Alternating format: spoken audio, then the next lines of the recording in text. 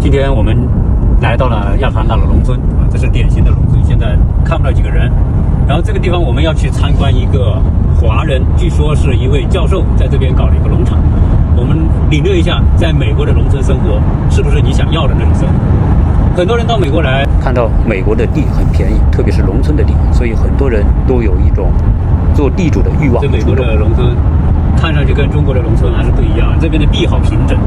国内呢，像我们在江南都是丘陵地带，像这种一看到就适合做大农场的地方，远处都是森林或者是大片大片的耕地，偶尔点缀几个房子。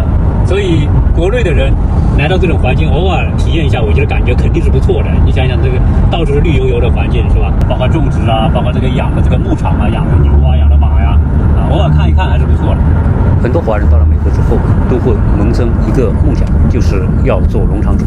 这既是一种情怀，也是财富自由之后的一种梦想。桃树林的小路。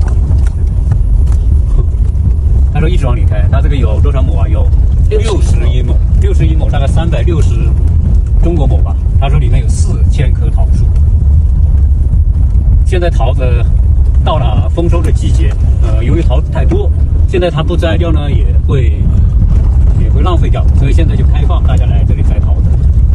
前面这哥们估计也是来摘桃子的，他自己取篮子，取4个篮子是吧？5个篮子，取5个篮子。对呀，所以我一看到你的时候，我说我心里过了。你是这个主人吗？你好。啊，你是教授吗？我在原生在艾默里。哦，原在艾默里，我拍视频不介意吧？啊，没事。啊，我看很多人来，这你的桃园很大哦。前面这块也是你的吗？后前面那块地？对，前面。哦，特别大。您贵姓啊？我姓马。哦，马教授，我叫 Michael。马和平。马和平，哦，我听过。那我们车是就停边上吗？第5排到第15排。哦，第5到15排。那我开过去。好，那我们开进去。你是马教授？马教授。哦。这里有些桃子了，地上掉了一成片的桃子，很多桃子都被鸟吃了或者烂掉了，你看，一大片都烂掉了。后来跟教授聊天得知，他在3年前买了这个桃园，当时他花了几十万，但是现在据说这个桃园的价值已经增值到了100多万。3年前他买这个果园的时候，这些桃树只有50-60公分，而杂草长得跟人一样高，所以整个桃树都淹没在杂草当中。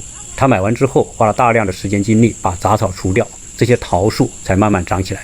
由于他希望这些桃子是有机的，所以他不使用任何的农药和相关的化学物品，从而导致这些桃子很容易生虫，使得很多桃子都腐烂掉了。加上这个地方鸟很多，因此没有使用过农药化肥的桃子很容易导致鸟成群的过来，只要鸟啄过的桃子很快就烂掉了。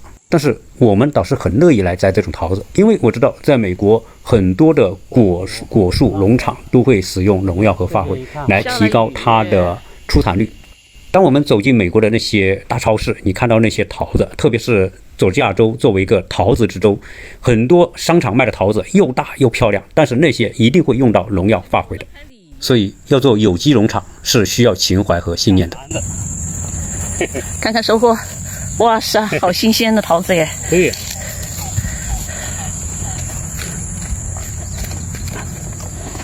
5篮，1、2、3、4、5。来到美国，像教授这样，大学已经退休了，又有钱又有闲又有情怀，所以买一个农场自己来耕种。他现在自己在开着剪草拖拉机为他的农场剪草。如果不剪草，整个草会长得像人那么高。国内的朋友来到美国说美国的环境好，到处是绿油油的草坪，其实是需要大量的时间精力去打理和维护才有这样的环境的。